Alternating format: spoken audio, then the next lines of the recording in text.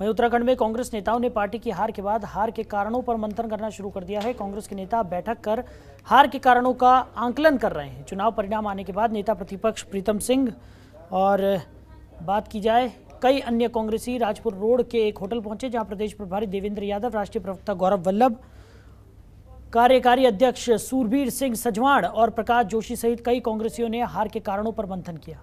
तो कांग्रेस के अधिकांश नेता और पदाधिकारी इस बार सत्ता में वापसी के लिए आश्वस्त थे। तो जिस तरीके से लगातार कहा जा रहा है कि कांग्रेस की हार के पीछे क्या कारण है, उनको लेकर मंथन भी यहां पर शुरू हो गया है। साथ ही साथ मतगणना के बाद जो परिणाम आए वो कांग्रेस को सदमा पहुंचाने वाले निकले। इस चुनाव में न केवल कांग्रेस 20 के अंक तक पहुंच पाई, बल्कि चुनाव अभियान समिति के अध्यक्ष हरीश रावत के साथ ही प्रदेश अध्यक्ष गणेश गोदियाल सहित पार्टी के कई दिग्गज चुनाव हार गए। देहरादून जिले में पार्टी जहां आधी सीटें आने की उम्मीद पाले हुए थी, उन्हें सिर्फ चक्राता की एक सीट से संतोष करना पड़ा। बैठक के दौरान कांग्रेस के नेता इस हार के लिए अपने अपने तर्क देते रहे। मैं तो कांग्रेस का एक बहुत छोटा सा कार्यकर्ता हूँ।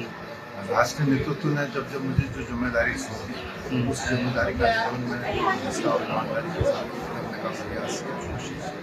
आगे भी जो जिम्मेदारी मिलेगी उसका नेतृत्व करेंगे और कांग्रेस को मजबूत करने के लिए काम करेंगे। तो खबर पर ज्यादा जानकारी के साथ हमारे सहयोगी अजय पांडे लगातार हमारे साथ बने हुए हैं। अजय, जिस तरीके से अब कांग्रेसियों में मंथन शुरू हो गया है कि हार की क्या वजह रही और आखिर क्या वजह रही कि इस तरह की हार यहां पर कांग्रेस की हुई है, क्योंकि कांग्रेस लगातार ये कह रही थी कि आधे से ज्यादा सीटों पर यहां पर कब्जा वो करेगी, लेकिन 20 सीटें ही यहां पर कांग्रेस के खाते में आई है। देखिए, कांग्रेस को जो उम्मीद थी उस उम्मीद के अनुरूप रिजल्ट नहीं आया है और खास तौर पर जो राजधानी देहरादून की हम बात करें तो देहरादून में 10 विधानसभा सीटें हैं और उसमें से नेता प्रतिपक्ष प्रीतम सिंह ही जीत हासिल कर पाए हैं। 9 सीटों पर कांग्रेस को हार मिली है और यही समीकरण, यही रिजल्ट 2017 के विधानसभा में भी देहरादून जिले में रहा है।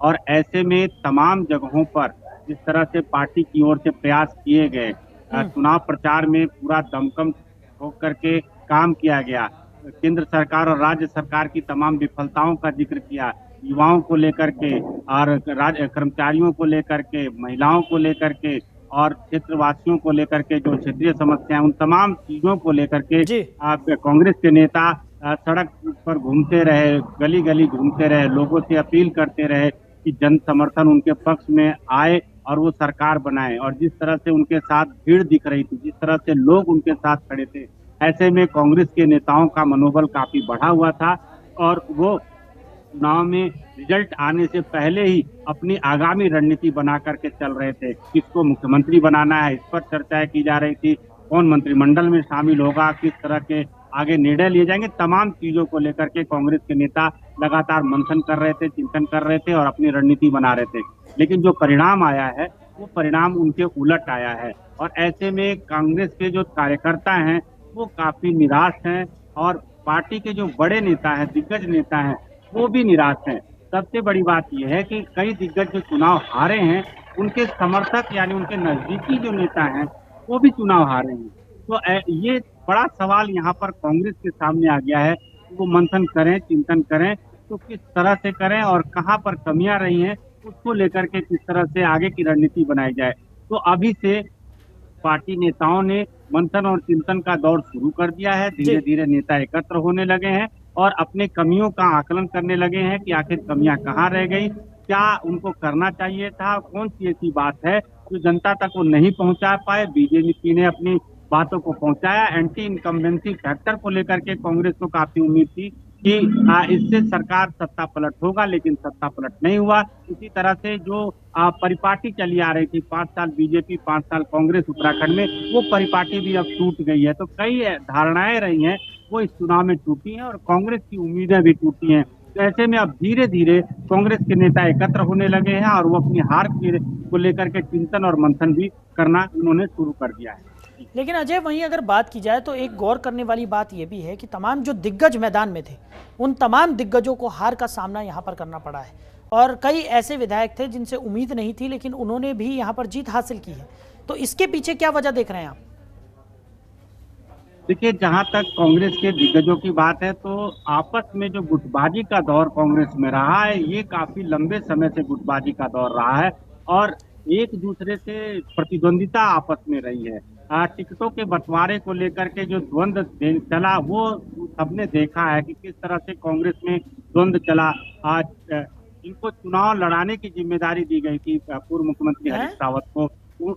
उन्होंने अपनी सीट बदली, फिर उसके बाद से दूसरी जगह से वो चुनाव लड़े। कई जगह भीतरघात के मामले आए, कई जगह भीतरघात की शिकायतें भी हुई हैं। तो कुल मिलाकर के जो स्थितियां कांग्रेस में बनी हुई रही, उन्हीं स्थितियों की वजह से कई दिग्गज चुनाव हार गए। जिनको उम्मीद थी कि वो भारी मतों के अंतर से चुनाव जीतेंगे, वो चुनाव हार गए।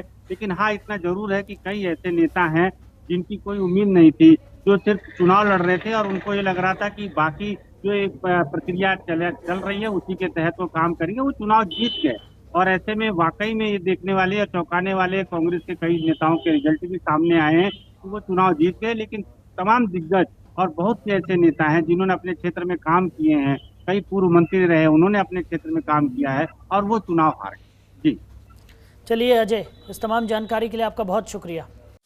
खबरों के निष्पक्ष विश्लेषण के लिए सब्सक्राइब करें जनतंत्र TV and press the bell icon.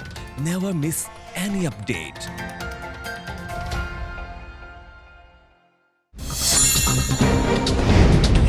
Download कीजिए जनतंत्र टीवी ऐप को, जो कि अवेलेबल है गूगल प्ले और ऐप स्टोर पर। अधिक जानकारी के लिए अभी डाउनलोड करें।